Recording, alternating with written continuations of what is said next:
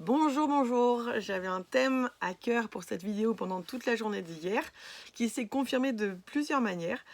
Et du coup, je crois vraiment qu'il y a une parole spéciale pour plusieurs d'entre vous aujourd'hui. Et j'aimerais revenir avec vous dans le premier chapitre du livre de Josué, au moment de cette rencontre de Josué avec Dieu, où Dieu va envoyer Josué littéralement pour être à la tête du peuple d'Israël, lui faire traverser le Jourdain et lui faire entrer dans la terre promise. Dieu décrit différentes choses, il décrit ce que Josué va faire, il décrit aussi l'étendue de la conquête qui va permettre à Josué, et puis il décrit le fait qu'il va être avec lui. Et ce texte est rythmé en fait par une petite phrase qui revient régulièrement et qui dit « Sois fort, sois courageux ».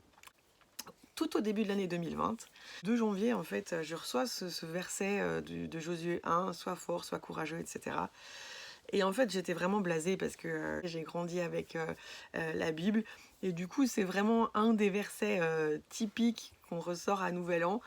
Et non, moi, j'avais envie d'un d'un vrai verset pour aujourd'hui, pas d'un verset d'école du dimanche. Et, euh, et puis, en fait, ce verset est revenu en moi. Et puis, j'ai fini par me l'approprier vraiment comme la parole de Dieu pour cette année. Et à l'époque, j'imaginais pas à quel point ça allait être important et stratégique. Et comme je l'ai reçu en janvier, je veux vous la livrer aujourd'hui et je veux le dire à chacun. Sois fort, sois courageux. On vit dans un temps qui est pas simple, on vit dans un temps où il y a des défis. Mais je veux vraiment l'affirmer, c'est une pensée de Dieu pour ce temps. Il veut faire de nous un peuple fort et un peuple courageux. Quand Dieu dit ça à Josué, il n'est pas en train de parler à un adolescent lymphatique, passif, qui ne se prend pas en main. La personne à laquelle il parle, c'est un gars qui est un guerrier. C'est un gars qui a mené plein de combats. Vous vous souvenez de ce moment où Moïse est sur la montagne, il a les bras levés, il prie. Qui c'est qui est dans la vallée et qui dirige les combats dans la vallée? C'est Josué. Josué, c'est aussi le gars quand même qui était avec les autres espions dans la terre promise au moment de la sortie d'Égypte et qui est revenu et qui avec Caleb a dit mais si on va vaincre ces ennemis, on va vaincre ces peuples à cause de la puissance de Dieu, à cause de la parole de Dieu et on va pas avoir peur. Et c'est grâce à ça qu'il rentre aujourd'hui dans la terre promise 40 ans plus tard. Donc on n'a pas affaire à quelqu'un qui est dans la passivité ou dans le retrait. La personne à qui Dieu parle, c'est un vrai guerrier. Alors qu'est-ce que Dieu est en train de faire en fait? Je me suis posé cette question pendant un certain temps, jusqu'au moment où dans la prière, tout d'un coup, j'ai réalisé qu'en fait, ce que Dieu faisait, c'est qu'il n'était pas en train de solliciter Josué pour que Josué soit fort dans son âme. Dieu était en train de déclarer quelque chose sur Josué qui allait faire qu'il y a quelque chose d'en haut qui allait être téléchargé pour lui et qui était cet esprit de force, cet esprit de vaillance qui est décrit dans Ésaïe 11 au verset 2. Il y a une description de l'Esprit de l'Éternel qui repose sur le Messie. Et dans cette description, il y a l'esprit de conseil, de sagesse, de discernement, de force, de connaissance et de crainte de l'Éternel. Il y a 7 aspects qui sont décrits, 7 esprits, et parmi ces 7 esprits, il y a cet esprit de force. Et il me semble que dans ce texte de Josué 1 et dans cette rencontre de Josué avec Dieu, il y a ce téléchargement où Dieu fait descendre sur Josué. C'est comme un temps d'onction en fait, un temps d'impartition où Dieu fait descendre sur Josué son esprit de force. Il le revêt et il le remplit de son esprit de force. Donc Dieu n'est pas en train de dire à Josué sois fort par toi-même. Il n'est pas en train de secouer pour que Josué rassemble son courage à lui. Non, non, c'est pas ça qu'il est dit. Je crois que ce que Dieu est en train de faire, c'est qu'il donne à Josué son courage. Il est en train de lui donner sa force. Et quand Josué ressort de cette rencontre, il en ressort fortifié dans son esprit et dans son âme, mais à cause de la force, à cause de l'audace, à cause du courage de Dieu, du cœur de Dieu qui est descendu sur lui. Et il me semble que c'est vraiment important dans cette saison parce qu'on est devant des défis à plusieurs niveaux. Il y a toutes les batailles qui sont amenées par les puissances des ténèbres et par le diable dans notre vie, dans nos nations, dans cette pandémie. Et en face de ça, on a besoin de se tenir et d'être fort, d'être solide. Mais c'est pas avec la force de notre âme qu'on va combattre là. Alors notre âme, elle a besoin d'être forte et elle a besoin d'être rendue solide. Et parfois, il y a des failles à l'intérieur de nous qui viennent de notre histoire, qui viennent de nos blessures, qui viennent de précédents combats.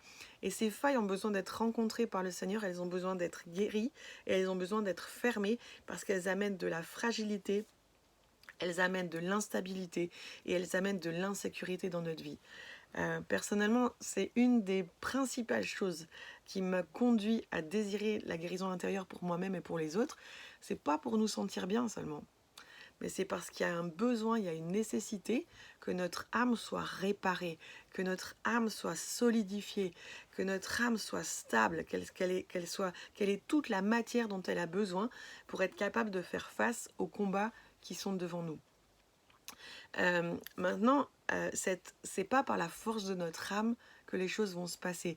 La force de l'âme de Josué ne lui permettait pas, elle était nécessaire, mais elle était insuffisante pour faire traverser le Jourdain. Elle était insuffisante pour que Josué puisse mener le combat de Jéricho. Et de la même manière aujourd'hui, elle est insuffisante pour nous pour faire face aux forces des ténèbres. Nous ne combattons pas les forces des ténèbres avec la force de notre âme. Donc ça, c'est un aspect du combat. Et puis l'autre endroit où on a besoin de force, c'est à cause du mouvement que Dieu va dérouler devant nous. Dieu nous attend, il nous attend dans des projets, il nous attend sur le terrain, il nous attend dans des initiatives pour répondre aux ténèbres qui sont répandues sur le monde et pour faire briller sa lumière. Et ça va se manifester de différentes manières en fonction de notre appel et en fonction de ce que Dieu attend de nous. Mais il y a une chose qui est certaine, c'est qu'on a besoin de force. Pas seulement la force de notre âme, mais la force de l'esprit de force qui vient en nous et qui vient sur nous. Donc Dieu nous revêt. Et il nous revêt de cette force qui va nous permettre vraiment de remporter les combats contre l'ennemi et aussi de faire des percées avec le mouvement de Dieu et littéralement de conquérir de nouveaux territoires, de nous établir dans notre terre promise et d'y récolter des choses pour nous et aussi pour le Seigneur.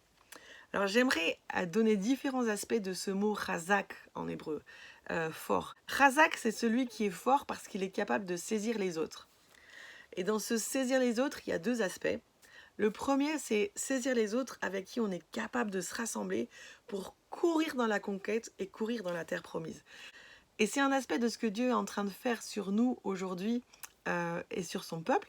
Il est en train de nous rassembler. C'est assez étonnant. On est confinés, on est sous pression, on vit des circonstances difficiles. Mais très sincèrement, il y a un mouvement de rassemblement et je suis sûre que vous le ressentez. Et ça, c'est l'esprit de force du Seigneur. Et puis au milieu de nous, il y a des personnes qui, comme Josué l'ont été, qui sont revêtues de cet esprit de force et qui du coup arrivent à saisir les autres et à les rassembler, à les mettre ensemble. Un peu comme dans ces jeux qu'on fait parfois dans les camps, où on attache ensemble les différents participants d'une équipe et ils doivent courir tous ensemble jusqu'à la ligne d'arrivée. Ils ne peuvent pas y aller individuellement, mais ils sont liés les uns aux autres et l'équipe pourra gagner quand tout le monde a traversé la ligne.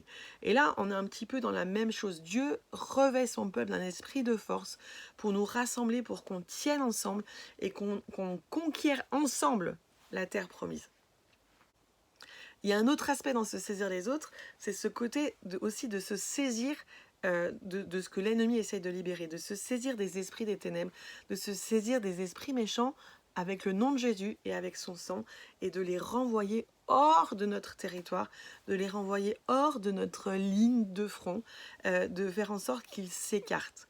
Donc c'est vraiment ces deux aspects. Cette force, elle est là pour saisir les autres qui sont avec nous, mais elle est aussi là pour qu'on puisse saisir ceux qui sont contre nous et les renvoyer, faire en sorte qu'ils soient renvoyés par la force de Dieu et par la force de son nom, qu'ils soient renvoyés et qu'ils sortent de notre chemin. Ensuite, chazak, être fort, c'est être capable de faire pression. Et ça m'interpelle vraiment. Pendant tout le début de cette pandémie, quand elle est arrivée, en tout cas dans nos pays, on a été, nous, sous pression. Et puis, on pourrait intellectuellement, si on ne fait pas attention, en fait, la manière dont on pourrait lire Razak, c'est être fort pour résister à la pression. Mais ce que ce mot dit, il ne parle pas de résister à la pression, il parle de faire pression, de mettre la pression, de tenir dans la prière, de tenir dans l'adoration et la louange, de tenir aussi dans l'obéissance aux choses que Dieu nous demande pour exercer une pression contre les ténèbres, exercer une pression contre l'ennemi et repousser l'ennemi. Je l'ai dit plusieurs fois, je sens cette tension et je la sens encore dans cette période du milieu des contes de l'Homère, entre l'histoire que Dieu veut écrire et l'histoire que l'ennemi cherche à écrire. Et au milieu de cette histoire, en fait, notre défi, c'est pas juste de résister à la pression, ça c'est déjà important, mais ça va être de faire pression. Nous faisons pression sur l'ennemi pour qu'il recule. Et Dieu nous donne, nous réapprend à nous tenir sous le sang de Jésus, il nous réapprend à utiliser son nom, il nous réapprend à prier, et il nous réapprend à nous tenir devant sa face pour faire face et pour que l'ennemi recule sous notre pression, sous la pression de nos prières, sous la pression de Dieu qui vient et qui bouge. Un autre aspect, Razak, c'est celui qui soutient. Et au milieu de nous, aujourd'hui, il y a des faibles, il y a des pauvres, et faible, c'est pas négatif dans ma bouche. En tout cas, pas dans ce contexte-là. Faible, ça veut dire ceux qui sont dans la faiblesse à cause de différentes situations. Eh bien, il y a une force que Dieu veut nous donner pour nous rendre capables de soutenir ceux qui sont faibles, ceux qui sont pauvres et ceux qui sont fragiles. Dieu a des entrailles, il a de la compassion pour ceux qui sont humiliés. Il a de la compassion pour ceux qui ont de la peine. Et Razak, c'est cette force aussi qui vient soutenir et qui vient mettre, qui fait que nos mains viennent comme une fondation vraiment pour élever dans la prière et pour élever aussi dans le concret ceux qui sont faibles et ceux qui ont été touchés par l'ennemi. Donc c'est vraiment aussi un appel à soutenir là où vous pouvez et là où vous avez des gens autour de vous qui en ont besoin. Un autre aspect encore de Razak, c'est la persévérance. Razak, c'est celui qui perce, c'est celui qui s'obstine, c'est celui qui lâche pas. Et j'en ai déjà parlé, je ne vais pas m'étendre sur le sujet, mais vraiment, au milieu de ce temps de l'Homère, s'il vous plaît, ne lâchez pas, je vous en supplie, ne lâchez pas, ni dans la prière, ni dans le fait de vous tenir devant Dieu, ni d'être à son écoute, ni dans les décisions que Dieu vous a fait prendre. C'est vraiment un moment où là aussi, on doit se tenir et on doit être revêtu de cette force pour insister, pour nous obstiner et nous acharner jusqu'à la victoire. Et finalement, cette force, Razak, elle est là pour redresser et restaurer, pour relever et réparer. Et entrer dans la terre promise, c'est expérimenter ça, c'est expérimenter cette restauration dans les territoires où Dieu nous envoie. C'est expérimenter la réparation dans les domaines de la société où il nous libère. C'est expérimenter la sagesse, la force et l'action de Dieu là où vous travaillez, là où vous vivez, là où vous êtes engagés. Il y a une valeur ajoutée à notre travail qui vient de la force de Dieu sur nous et qui fait qu'on n'a pas seulement des initiatives humaines, on n'a pas seulement des idées intelligentes, mais que la force de Dieu est avec nous. Sa force se bat pour nous. Il se bat pour nous. Il est l'Éternel des armées. Il est le Seigneur des batailles. Il est El Gibor, notre vaillant héros. Voilà celui qui est en train de marcher devant nous et voilà celui avec qui on veut marcher dans cette journée et dans les temps qui viennent. Alors je le dis sur chacun, sois fort, sois courageux, que vous puissiez recevoir aujourd'hui, dans les jours et dans les semaines qui viennent, cette force d'en haut qui va changer complètement pour nous la conquête de la terre promise. Soyez bénis.